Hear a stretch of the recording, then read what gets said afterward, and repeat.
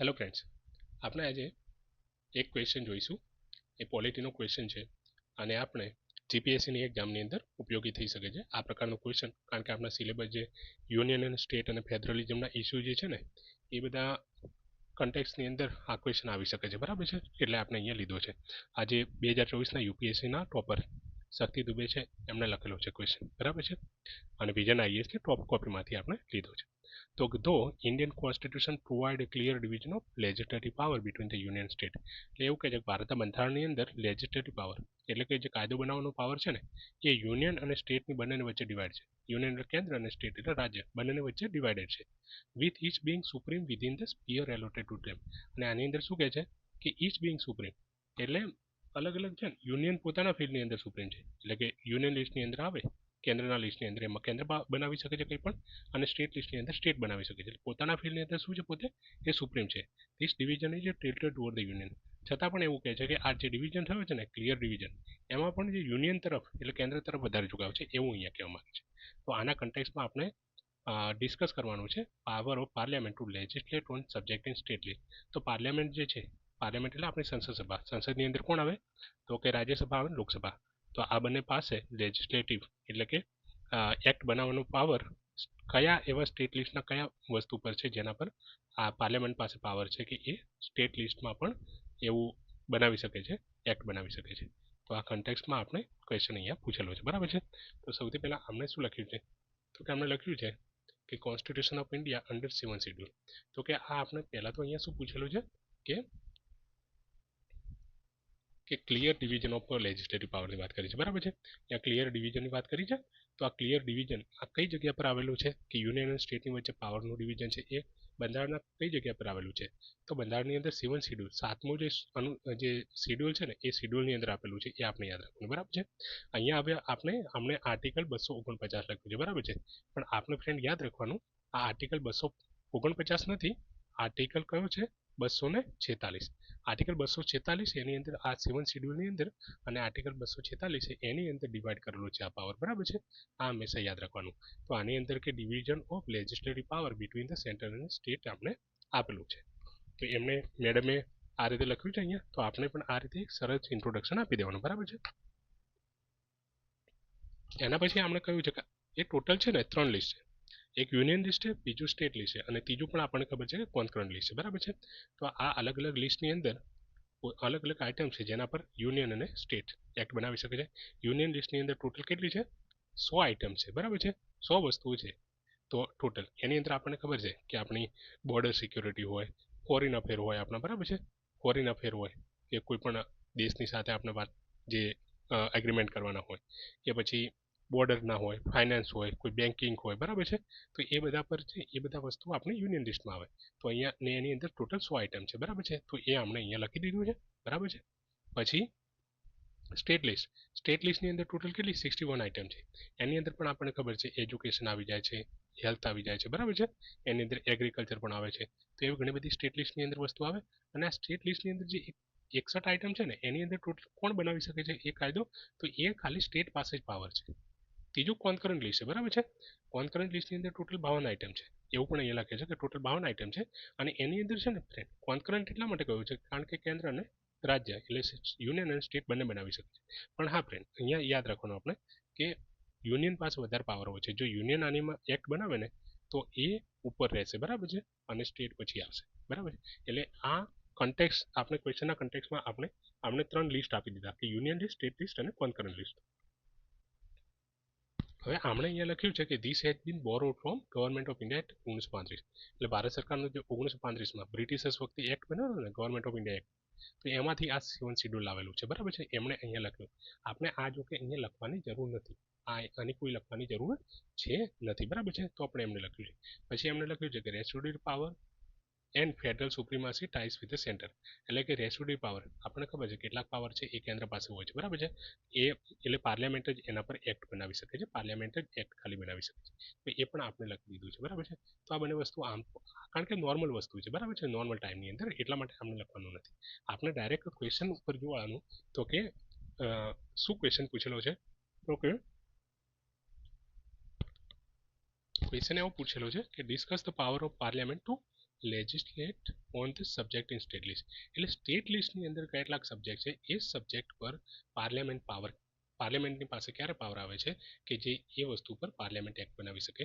તો એ વસ્તુ આપણે મેઇન તો એનો એ ક્વેશ્ચનનો આન્સર આપવાનો છે, બરાબર છે. તો એ વસ્તુ આપણે અહીંયા જોઈશું.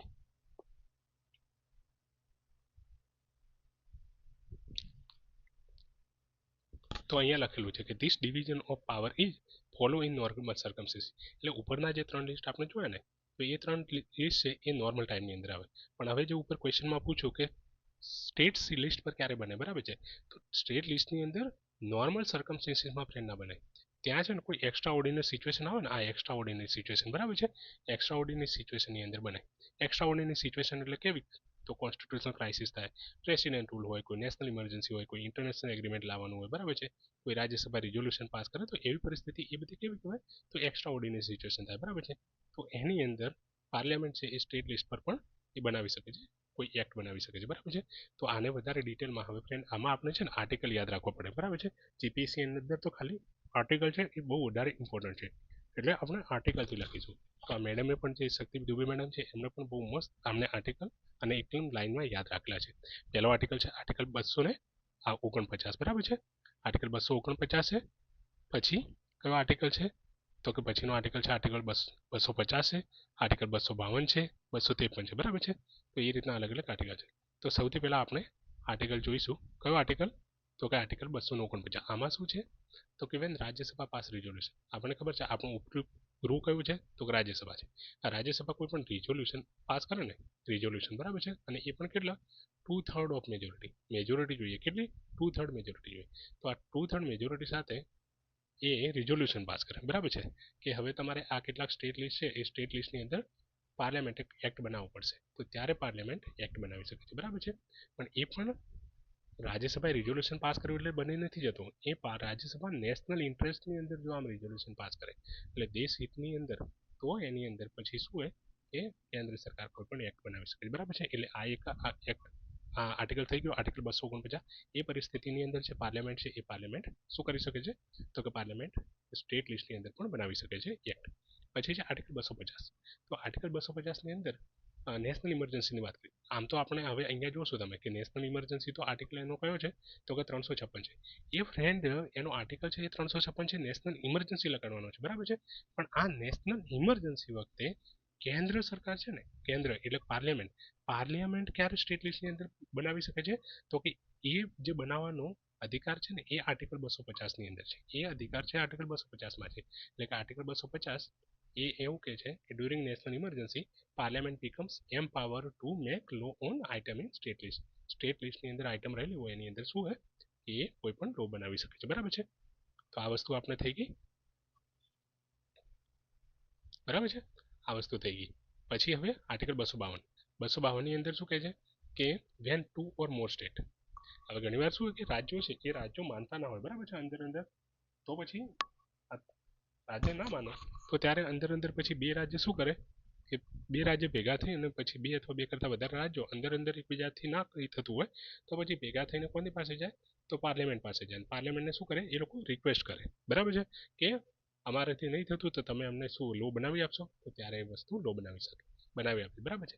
જ્યારે એટલે કે આર્ટિકલ 252 ની અંદર વેન 2 ઓર મોર સ્ટેટ પાસ રિઝોલ્યુશન, બરાબર છે. એ લોકો રિઝોલ્યુશન પાસ કરે અને રિક્વેસ્ટ કરે, કોને? પાર્લામેન્ટને રિક્વેસ્ટ કરે. પાર્લામેન્ટને શાની રિક્વેસ્ટ કરે? To make law on item in the state list. State લિસ્ટની અંદર આઇટમ હોય એના પર લો બનાવવા માટે. અને this is case of abdication of power as now state can not make laws. આની અંદર એવું છે પછી જો આ સ્ટેટ છે એ સ્ટેટ બંને સ્ટેટ અથવા બે કરતા વધારે સ્ટેટ તો પાર્લામેન્ટને રિક્વેસ્ટ કરે અને પાર્લામેન્ટ જો રિઝોલ્યુશન પાસ આ એક્ટ બનાવે ને તો એના પછી છે ને એ વસ્તુ પર આ સ્ટેટ છે ને એ સ્ટેટ ફરીથી હવે એના પર લો ના બનાવી શકે, બરાબર છે. એ એવું કહેવામાં આવે છે, માગે છે, બરાબર છે.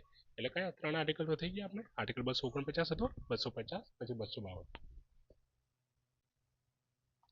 પછી છે આર્ટિકલ 253 અને 256. તો 253 આપણે જોઈએ તો કે 253 ની અંદર શું કહે છે? ટુ ઇમ્પ્લિમેન્ટ એની ઇન્ટરનેશનલ એગ્રીમેન્ટ. કોઈ આંતરરાષ્ટ્રીય કોઈ પણ બીજા દેશ સાથે આપણે એગ્રીમેન્ટ કરેલું હોય. આપણને ખબર છે આપણા પ્રાઇમ મિનિસ્ટર છે, મોદી સાહેબ છે, કે આપણા પ્રેસિડેન્ટ છે, બરાબર છે. એ ઘણીવાર વિદેશ યાત્રા પર જતા હોય છે, બરાબર છે. અને ત્યાં જઈને કોઈ પણ એગ્રીમેન્ટ કરી આવે, બરાબર છે. એગ્રીમેન્ટ એટલે સંધિ. કોઈ પણ સંધિ કરી આવે કે એમની સાથે આપણે કોઈ વેપારની સંધિ કરેલી હોય, બરાબર છે. આપણે શાની સંધિ કરેલી હોય તો કે વેપારની સંધિ કરેલી હોય, બરાબર છે. અથવા તો બીજી શાની કરેલી હોય તો કે કોઈ ડિફેન્સ સંધિ કરેલી હોય, તો એ ઘણીવાર શું હોય એ લાગુ કરવી હોય ને તો એના માટે સ્ટેટ લિસ્ટની અંદર કંઈક બદલાવ કરવા પડે, બરાબર છે. એ બધા સંધિઓને લાગુ કરવા માટે શું કરવું પડે તો સ્ટેટ લિસ્ટની અંદર બદલાવ કરવા પડે. અને એ સ્ટેટ લિસ્ટની અંદર બદલાવ કરવા માટે પણ કરીને એ લોકો શું પાર્લામેન્ટ પાવરફુલ થઈ શકે કે એ સ્ટેટ લિસ્ટની અંદર બદલાવ માટે લો બનાવી શકે છે, બરાબર છે. એના માટેનો આર્ટિકલ છે 253. પછી આર્ટિકલ 256 છે. તો 256 ની અંદર શું કહે છે કે during president rule also the parliament is empower to legislate on state list. પહેલા તો આપણે 250 ની અંદર જોયું તો કે નેશનલ ઇમરજન્સી હોય ત્યારે, બરાબર છે. નેશનલ ઇમરજન્સી કયા આર્ટિકલમાં આવે છે? આમ 356માં આર્ટિકલ. હવે 300 ને આર્ટિકલ 300 ને પેલું નેશનલ ઇમરજન્સી હતું એ 352 હતું, બરાબર છે. સોરી. અને 356 ની અંદર શું છે તો પ્રેસિડેન્ટ રૂલ છે, બરાબર છે. તો આ જ્યારે કોઈ પણ રાજ્યની અંદર પ્રેસિડેન્ટ રૂલ હોય, બરાબર છે. પ્રેસિડેન્ટ રૂલ એટલે રાષ્ટ્રપતિ શાસન હોય, બરાબર છે. તો એ વખતે એકોર્ડિંગ ટુ આર્ટિકલ 252 કયા according to article 252 parliament is empower to legislate on state list. એટલે પાર્લામેન્ટ પાસે પાવર છે કે સ્ટેટ લિસ્ટની અંદર પણ કોઈ પણ એક્ટ બનાવી શકે છે, બરાબર છે. એટલે આ રીતની આખી અહીંયા પરિસ્થિતિ થાય. તો આ 5 વસ્તુ છે. પાંચ વસ્તુમાં એક પાર્લામેન્ટ પાસે વધારે પાવર છે સ્ટેટ કરતા, અને એ પરિસ્થિતિની અંદર સ્ટેટ લિસ્ટની અંદર શું પાર્લામેન્ટ એક્ટ બનાવી શકે છે, બરાબર છે. હવે એના સિવાય અહીંયા મેડમે લખ્યું છે કે apart from this other provision ensure parliamentary supremacy. એના સિવાય પણ આ 5 વસ્તુ છે એના પર તો એમણે કીધું કે પાર્લામેન્ટની સુપ્રીમેસી છે, બરાબર છે. પાર્લામેન્ટની સુપ્રીમેસી છે. એના સિવાય પણ કેટલીક વસ્તુ છે જેની અંદર પાર્લામેન્ટ સુપ્રીમ છે એવું અહીં એમણે લખ્યું છે, બરાબર છે. પણ આના કરતાં પણ આપણે કંઈક અલગ લખી શકીએ છીએ અહીંયા. તો આપણે કે શા માટે જરૂરી છે કે પાર્લામેન્ટની પાસે વધારે પાવર હોય, એ શા માટે જરૂરી છે તો એવું એના રીઝન આપણે લખી શકીએ છીએ. તો અહીંયા આપણે શું લખ્યું છે કે governor can reserve certain bill for presidential consideration. પ્રેસિડેન્ટને કન્સિડર કરવા માટે રાજ્ય કોઈ પણ છે રાજ્ય, બરાબર, લેજિસ્લેટિવ એસેમ્બલી કોઈ પણ બિલ પાસ કરે છે તો ગવર્મેન્ટનું એસેન્ટ જરૂરી હોય છે, બરાબર છે. તો ગવર્મેન્ટ છે ને એ વખતે એસેન્ટ ના આપે અને રિઝર્વ કરી રાખે કે પ્રેસિડેન્ટને મોકલીશું પ્રેસિડેન્ટનું કન્સિડરેશન માટે કરીને, બરાબર છે. તો એની અંદર પણ પાર્લામેન્ટ પાસે વધારે પાવર છે, કારણ કે પ્રેસિડેન્ટનું કન્સિડરેશન એટલે કાઉન્સિલ ઓફ મિનિસ્ટરનું કન્સિડરેશન, બરાબર છે, જે યુનિયનમાં રહેલા છે. પછી bill on certain issue can be introduce in state legislator with president approval. કેટલાક બિલ હોય છે, બરાબર છે, કેટલાક બિલ હોય રાજ્યની અંદર, બરાબર છે. ધારો કે આપણે ગુજરાતની વિધાનસભા છે, વિધાનસભાની અંદર કોઈ બિલ પાસ કરવા હોય ને તો એના માટે પહેલા પ્રેસિડેન્ટનું અપ્રુવલ લેવું પડે. પ્રેસિડેન્ટ જે છે એમનું અપ્રુવલ લેવું પડે. અને આ પ્રેસિડેન્ટનું અપ્રુવલ એટલે આપણને ખબર છે કોનું અપ્રુવલ તો યુનિયન ગવર્મેન્ટનું એપ્રુવલ, બરાબર છે. એટલે ત્યાં પણ એ યુનિયનનું અથવા પાર્લામેન્ટ પાસે વધારે પાવર છે. પછી governor can reserve bill on financial matter for presidential approval during financial emergency. હવે ઉપરની 2 ઇમરજન્સી તો જોઈ લીધી, અહીંયા ત્રીજી ઇમરજન્સી આવી ગઈ કે જ્યારે દેશની અંદર ફાઇનાન્શિયલ ઇમરજન્સી હોય, બરાબર છે. એટલે આર્થિક કટોકટી હોય, આર્ટિકલ 360ની અંદર આર્થિક કટોકટીની વાત કરી તો એ વખતે પણ ગવર્નર શું કરી શકે છે રિઝર્વ કરી શકે છે બિલ, આ ફાઇનાન્શિયલ મેટર માટે હોય તો. એવું પણ અહીંયા કહ્યું છે, બરાબર છે. એવું પણ અહીંયા કહ્યું છે આ રીતે. અને આ બધી વસ્તુ છે અહીંયા કે શા માટે જરૂર પડતી હોય છે, શાની જરૂર તો કે આ બધી આપણે જે વાત કરી કે પાર્લામેન્ટની પાસે વધારે પાવર હોય શાના માટેનો તો કે પાર્લામેન્ટ પાસે વધારે પાવર રહે આ બધી મેટરની અંદર અલગ અલગ જે સ્ટેટ લિસ્ટની અંદર એ પોતે બનાવી શકે છે, બરાબર છે. તો સ્ટેટ લિસ્ટની અંદર પોતે પાર્લામેન્ટ એક્ટ બનાવી શકે છે. તો આ પાવર શા માટે એમની પાસે વધારે હોવું જરૂરી છે તો એના પણ કારણો છે કે એક તો શું છે કે આપણે હિસ્ટોરિકલ પુલ એટલે કે આપણે પાર્ટીશન થઈ ગયું, દેશ અલગ અલગ ડિવાઈડ થઈ ગયો, બરાબર છે. તો એવું ફરીથી કંઈ એવી વસ્તુ ના થાય તો એના માટે કરીને, બરાબર છે. એટલે એ લેસન આપણે પાર્ટીશનમાંથી આપણા દેશનું જે બટવારા થયા એમાંથી શીખેલા છીએ. પછી નેશનલ બિલ્ડિંગ આપણે જે ઘણા બધા રિજનના લીધે એટલે ક્ષેત્રવાદના લીધે લોકો લડતા હોય છે, બરાબર છે. તો એવું ના થાય, નેશનલ બિલ્ડિંગ યુનાઇટેડ ઇન્ડિયા છે રે એની ભાવનાને ક્રિએટ કરવા માટે કરીને પણ આપણે આ બધી વસ્તુ થતી હોય છે. અને એના માટે કરીને પાર્લામેન્ટને વધારે પાવર આપેલા છે સ્ટેટ કરતા.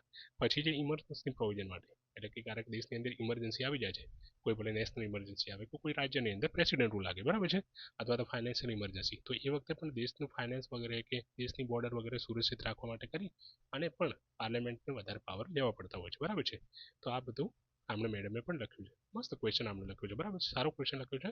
અને આપણે આ રીતે એક ફ્લોની અંદર અને વ્યવસ્થિત રીતે આપણે આર્ટિકલ બીજા બધા યુઝ કરીએ તો આપણને પણ સારા માર્ક્સ મળે, બરાબર છે. આપણે અલગ અલગ ક્વેશ્ચન આવા ડિસ્કસ કરતા રહીશું. સરકારીય કમિશનની લાસ્ટમાં આપણે કીધું છે સરકારીય કમિશન ખબર છે આપણને કે સેન્ટ્રલ સ્ટેટ રિલેશન માટે સરકારીય કમિશન હતું. સરકારીય કમિશન છે, પછી પૂંછી કમિશન હતું, એ તો બધાને ખબર જ હશે એ પૂંછી કમિશન બરાબર છે. તો એવા અલગ અલગ જે કમિશન છે તો અહીંયા સરકારીય કમિશનની આપણે વાત કરી છે કે Sarkaria commission in this regard has held that parliamentary supremacy ensure unity and integrity.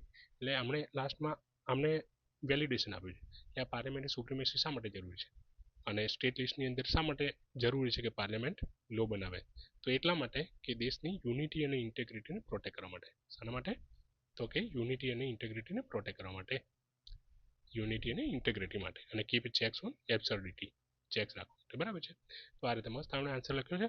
આપણે પણ આ રીતે આન્સર અલગ અલગ જોતા રહીશું અને આપણી અંદર નોલેજ વધારતા રહીશું બરાબર છે ફ્રેન્ડ. હવે આર્ટિકલ બીજા ડેટા બીજા હોય કે કોઈ કમિશન હોય બરાબર છે, જે રીતે અહીંયા મેડમે સરકારી કમિશનની ભલામણો લખી છે તે એવા લખીએ તો ત્યારે માર્ક્સ મળે બરાબર છે ફ્રેન્ડ, અને ત્યારે આપણે ટોપર બનતા હોઈએ છીએ બરાબર છે. એટલે આપણી પણ જીપીએસસીની એક્ઝામની અંદર બેસ્ટ આપણો સ્કોર થાય એના માટે કરીને આપણે સારું સારું કન્ટેન્ટ આપવાનું છે બરાબર છે એક્ઝામની અંદર, અને અલગ અલગ અત્યારથી ટેસ્ટ સિરીઝ પણ લખતા રહેવાનું છે બરાબર છે. આ રીતના તમારા પણ બીજા કોઈ ક્વેશ્ચન હોય તો તમે આપણે ટેલિગ્રામ ચેનલ પર કે કોઈ અલગ અલગ જગ્યાએ જોડાઈ અને તમે પૂછી શકો છો બરાબર છે. Thank you.